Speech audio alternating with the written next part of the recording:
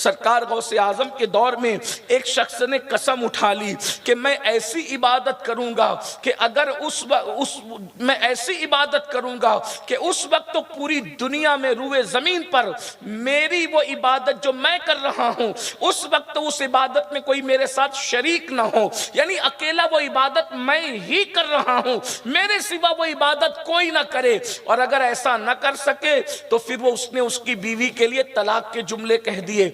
अब एक बात है, अगर वो दुरूद पढ़ता है तो क्या गारंटी है कि पूरी जमीन पे कोई दुरूद न पढ़ रहा हो? अब वो अजान पढ़ रहा है, क्या जरूरी है कि कोई उस वक्त रूए जमीन पे कोई अजान न पढ़ रहा हो? आप जानते हैं अजान 24 घंटे में एक सेकंड भी मौकूफ नहीं होती। किसी मुल्क में सुबह हो रही है, किसी मुल्क में दोपहर हो रही है, किसी मुल्क में शाम हो रही है, अल्लाह का नगमा, ये लाहूती नगमा गूंज रहा है, उसकी तौहीद का नगमा गूंज रहा है। अंदाजा फरमाए तो अगर नमाज पढ़ रहा हो तो कोई जरूरी है कि रूए जमीन पे कोई नमाज न पढ़ रहा हो? चले अगर कसम से बचने के लिए मकरू वक्त ही में पढ़ ले तो यहां मकरू वक्त है, कोई नहीं पढ़ रहा होगा, कहीं और तो मकरू वक्त नहीं है। बहरहाल बहुत मसला हुआ, लोग परेशान हुए तो लोगों ने कहा कि भाई मुफ्तियों से पूछे। मुफ्तियाने किराम के पास रुजू किया गया, सब ने कहा मसला ज़ेरे गौर है, कुछ समझ में नहीं आता।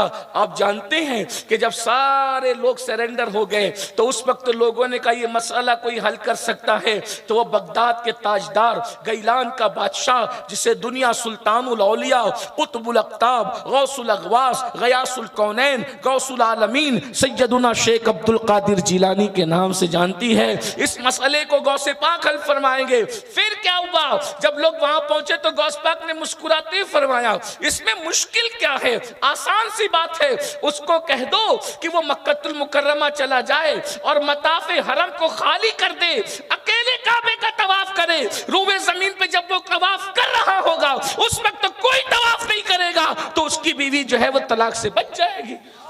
देख